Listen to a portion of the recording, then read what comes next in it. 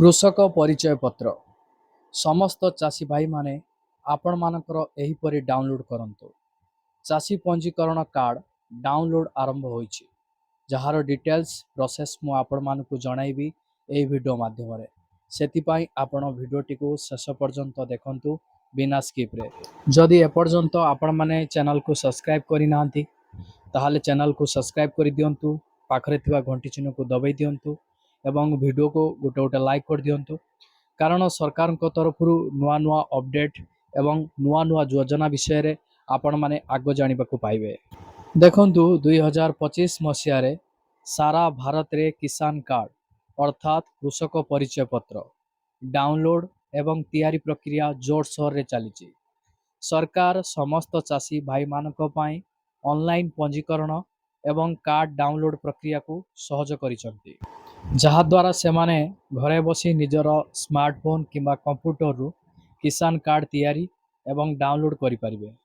ଯଦି ଆପଣମାନଙ୍କର ମଧ୍ୟ କିଷାନ କାର୍ଡ଼ ଅଛି, ତେବେ ଆପଣ ଏହାକୁ ଏଠାରୁ ଡାଉନଲୋଡ୍ କରିପାରିବେ ଏବଂ ଏହାକୁ କିପରି ଡାଉନଲୋଡ୍ କରିବେ ସେ ବିଷୟରେ ସମସ୍ତ ସୂଚନା ଏହି ଭିଡ଼ିଓ ମାଧ୍ୟମରେ ମୁଁ ଆପଣମାନଙ୍କୁ ଜଣାଇଛି।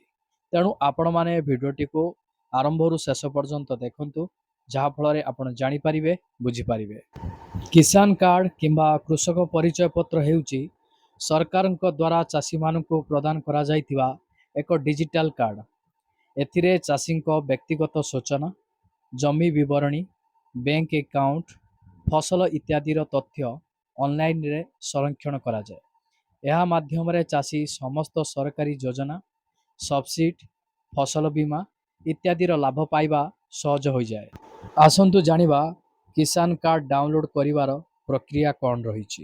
ପ୍ରଥମେ ଆପଣମାନଙ୍କର ଯେକୌଣସି ମୋବାଇଲର ଗୋଟେ ବ୍ରାଉଜରକୁ ଓପନ୍ କରି ନିଅନ୍ତୁ। ତ ଆପଣମାନଙ୍କର ଗୁଗଲ୍ କ୍ରୋମ୍ ବେଟର୍ ହେବ।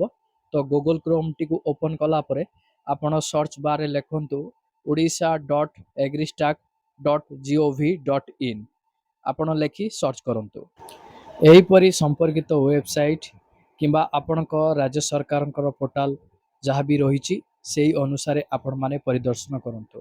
ବିଭିନ୍ନ ରାଜ୍ୟରେ ବିଭିନ୍ନ ୱେବସାଇଟ୍ ଏହି ଏଗ୍ରିଷ୍ଟାକ୍ର ରହିଛି। ତାପରେ ଆପଣ କ'ଣ କରିବେ, କୃଷକ ପଞ୍ଜୀକରଣ କିମ୍ବା ଫାର୍ମର ରେଜିଷ୍ଟ୍ରି ବିକଳ୍ପ ଉପରେ କ୍ଲିକ୍ କରନ୍ତୁ।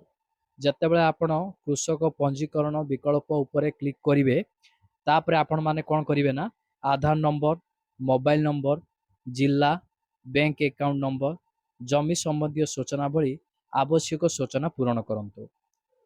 ଫର୍ମ ପୂରଣ କରିବା ପରେ ଡକୁମେଣ୍ଟ ଗୁଡ଼ିକ ଅପଲୋଡ଼ କରନ୍ତୁ, ଯେପରିକି ଆଧାର କାର୍ଡ଼, ଜମି ରସିଦ, ବ୍ୟାଙ୍କ ପାସବୁକ୍ ଇତ୍ୟାଦି। ତାପରେ ଆପଣ ସଠିକ ସୂଚନା ପୂରଣ କରନ୍ତୁ ଏବଂ ଦାଖଲ କରନ୍ତୁ। ଆପଣ ଆବେଦନ ଦାଖଲ କରିବା ମାତ୍ରେ ଆପଣଙ୍କୁ ଆବେଦନ ନମ୍ବର ମିଳିଯିବ। ତାପରେ ପଞ୍ଜୀକରଣ ସମାପ୍ତ ହେବା ପରେ ସମାନ ୱେବସାଇଟ୍ରେ ଆପଣମାନେ କିଷାନ ସନ୍ଧାନ କିମ୍ବା କାର୍ଡ଼ ଡାଉନଲୋଡ୍ ଗୋଟେ ଅପସନ୍ ରହିଛି, ସେହି ଅପସନ୍କୁ ଆପଣ ଯାଆନ୍ତୁ। ଆବେଦନ ନମ୍ବର କିମ୍ବା ମୋବାଇଲ ନମ୍ବର ଦେଇ ଆପଣମାନଙ୍କର କିଷାନ କାର୍ଡ଼ ଡାଉନଲୋଡ୍ କରନ୍ତୁ ଏବଂ ଏହାର ପ୍ରିଣ୍ଟ ଆଉଟ୍ ନିଅନ୍ତୁ। ଦେଖନ୍ତୁ, ଆପଣମାନେ ମଧ୍ୟ ମୋବାଇଲ ଆପ୍ରୁ କାର୍ଡ଼ଟିକୁ ଡାଉନଲୋଡ୍ କରିପାରିବେ। ଦେଖନ୍ତୁ, ଅନେକ ରାଜ୍ୟ କିଷାନ ସୁବିଧାର ଲାଭ ଉଠାଇବା ପାଇଁ ଗୁଗଲ୍ ପ୍ଲେ ଷ୍ଟୋରରୁ ଡାଉନଲୋଡ୍ କରାଯାଇପାରିବ ମୋବାଇଲ ଆପ୍। ଏହା ମଧ୍ୟ ସରକାରଙ୍କ ତରଫରୁ ଲଞ୍ଚ କରାଯାଇଛି। ମୋବାଇଲ ନମ୍ବର ଦେବେ ଏବଂ ସାମଗ୍ରୀ ଆଇଡି ସହିତ ଆପ୍ରେ ଲଗ୍ଇନ୍ ଆପଣ କରିବେ। ତାପରେ ଆପଣମାନେ କାର୍ଡ଼ଟିକୁ ଡାଉନଲୋଡ୍ କରିପାରିବେ। ଏଥିପାଇଁ ଆପଣମାନଙ୍କର ଆବଶ୍ୟକତା ଡକୁମେଣ୍ଟସ୍ ବି ରହିଛି। ଆପଣଙ୍କ ମୋବାଇଲ ସ୍କ୍ରିନରେ ମୁଁ ଶୋ କରିଦେଇଛି, ଆପଣମାନେ ଦେଖି ନିଅନ୍ତୁ ଯେ କ'ଣ କ'ଣ ସବୁ ଆବଶ୍ୟକତା ଡକୁମେଣ୍ଟସ୍ ରହିଛି। 1ରେ ଆପଣମାନଙ୍କର ଆଧାର କାର୍ଡ଼, 2ରେ ଆପଣମାନଙ୍କର ପାସପୋର୍ଟ ଆକାର ଫଟୋ, 3ରେ ଆପଣମାନଙ୍କର ଜମି ସମ୍ବନ୍ଧୀୟ ଦଲିଲ ଗୁଡ଼ିକ ଯେମିତିକି ଆପଣମାନଙ୍କର ଖତିଆନ, 4ରେ ଆପଣମାନଙ୍କର ରହିଛି ବ୍ୟାଙ୍କ ପାସବୁକ୍, 5ରେ ଆପଣମାନଙ୍କର ମୋବାଇଲ ନମ୍ବର। ଏହି ଡକୁମେଣ୍ଟସ୍ ବିନା ଆପଣମାନେ କୃଷକ ପଞ୍ଜୀକରଣ କରିପାରିବେନି କି ଆପଣମାନଙ୍କର କୃଷକ କାର୍ଡ଼ଟି ହେଇପାରିବନି। ଏସବୁ ଡକୁମେଣ୍ଟସ୍ ଆପଣମାନଙ୍କର ରହିଥିବା ନିହାତି ଆବଶ୍ୟକ। ଆସନ୍ତୁ କିଛି ଗୁରୁତ୍ୱପୂର୍ଣ୍ଣ ତଥ୍ୟ ଉପରେ ନଜର ପକାଇବା। ଦେଖନ୍ତୁ, ଚାଷୀ ପରିଚୟ ପତ୍ର ବିନା ଆପଣ ପ୍ରଧାନମନ୍ତ୍ରୀ କିଷାନ ସମ୍ମାନ ନିଧି ସମେତ ଅଧିକାଂଶ ସରକାରୀ ଯୋଜନାର ଲାଭ ଉଠାଇ ପାରିବେ ନାହିଁ। ଯଦି କୌଣସି ଭୁଲ ରହିଥାଏ, ତେବେ ଆପଣ କୃଷି ସହାୟତା କେନ୍ଦ୍ରକୁ ଯାଇ ଏହାକୁ ସଂଶୋଧନ ମଧ୍ୟ କରିପାରିବେ। ମୁଦ୍ରିତ ଚାଷୀ ପରିଚୟ ପତ୍ର ସମସ୍ତ ସରକାରୀ କୃଷି କାର୍ଯ୍ୟାଳୟରେ ବୈଧ ହେବ, ଯାହା ଆପଣମାନେ ଜାଣି ରଖିବା ନିହାତି ଜରୁରୀ। ଚାଷୀ ଭାଇମାନଙ୍କ ପାଇଁ କିଛିଟା ଅପଡେଟ୍ ରହିଛି। କିଛି ରାଜ୍ୟରେ କିଷାନ କାର୍ଡ ଡାଉନଲୋଡ୍ ଫିସ୍ 50 ଟଙ୍କା ପର୍ଯ୍ୟନ୍ତ ହୋଇପାରେ। ସହାୟତା କିମ୍ବା ଅଭିଯୋଗ ପାଇଁ ରାଜ୍ୟ କୃଷି କାର୍ଯ୍ୟାଳୟ କିମ୍ବା ସମ୍ପୃକ୍ତ ହେଲ୍ପଲାଇନ୍ ନମ୍ବରରେ ଯୋଗାଯୋଗ କରାଯାଇପାରିବ।